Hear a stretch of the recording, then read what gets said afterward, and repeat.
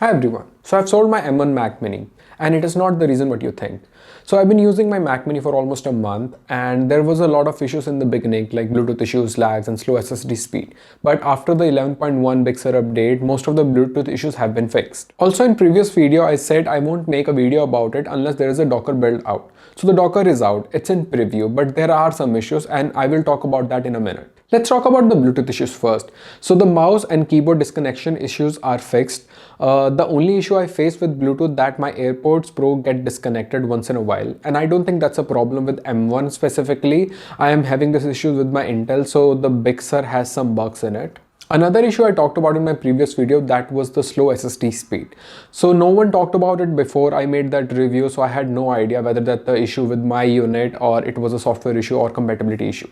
But after that, a lot of YouTubers posted a video on it and it turns out it is a compatibility issue. So the Thunderbolt 4, basically USB 4, not Thunderbolt 4, is not very well compatible with USB 3 or Thunderbolt 3.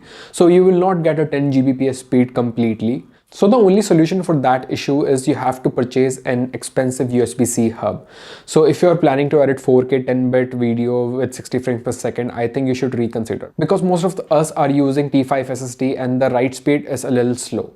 So I think you should reconsider before purchasing it. If you edit a video like 4K 8-bit like me, I think you're okay. Which brings me to another issue, which is not technically an issue, but you should know before purchasing a M1 Mac Mini with 8GB RAM. I know a lot of you guys are not purchasing Macs for video editing or photo editing. So if you're buying your Mac for software development, if your software works on Apple Silicon, or just for casual browsing and just for battery life for the MacBook Air or MacBook Pro, I think the 8GB RAM will be sufficient for you. But in my case, 8GB RAM was not sufficient because in these Apple Silicon chips, the CPU and GPU shares the same memory. The GPU does not have a separate memory. So if you're editing a bigger timeline with flow, transition and grading, 8GB RAM will be a bottleneck before you know it. I wish I knew it before I purchased it because in YouTube, most of the people were showing that how fast it renders the video, how smoothly it can play a 422 video, better than MacBook Pro actually, which is all true, but no one actually worked on a bigger project and showed a bigger timeline. So in the Final Cut Pro, if the project is large and the timeline is big or there are a lot of animation, it's going to hang a lot. Also, the audio drops is there. So either you have to wait for 1 or 2 minutes just to finish all the transition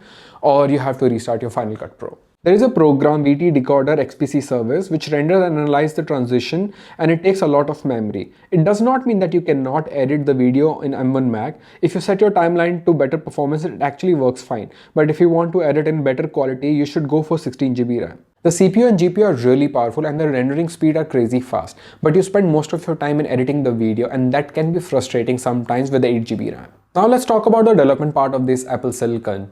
So there is no VirtualBox support and there are no news for it, so I don't think it's coming anytime soon. But the Docker preview is here and I was really happy because I am using two machines side by side and it's very difficult for me. So for that I thought I might be able to at least port my project. There will be some bugs, but at least I don't have to use two machines.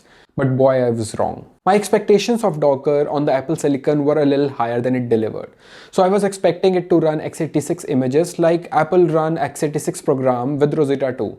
But it doesn't work that way. So it's not going to run your x86 images, and even if it does, there will be a lot of issues. I was having a normal simple CentOS image and having a lot of issue with networking. The only way you can work on Docker is that your images are compiled on ARM architecture, and which is very difficult to find. Which is still okay in some cases where you're starting with a smaller project or starting from scratch. But if you already have some images that are built on x86, it's going to take a lot of time from them to port to ARM architecture. There's also one another issue that is going to be the speed on these ARM architecture. So I read this article, I'm going to link that in the description box. It will tell you all about the virtualization and the problem, even if you want to run your Windows on it. So please go check that article as well. A lot of people think I'm being negative and I don't know anything about these chips.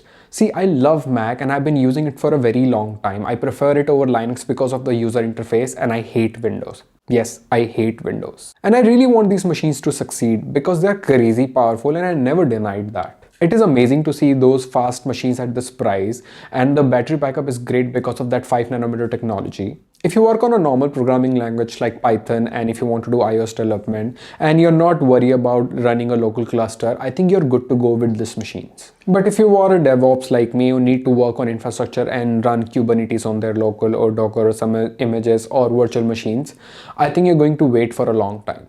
So there are two main reasons because I sold this machine. One was the 8 GB RAM, which was not enough for me, and another, I'm not going to be able to replace my machine anytime soon. And in India there is no return policy, so I was not able to return it. Otherwise I would have replaced this 8 GB RAM with 16 GB RAM and at least used it for video editing, but I cannot do that, and now I'm going to wait for the new upcoming Macs. There are another issues with the ultra-wide monitor, slow SSD speed and the port limitation as well. So please do consider that before purchasing them. Let me know if you find this video helpful and give it a thumbs up if you like this video. My name is Rohit. I'll see you in the next one. Till then,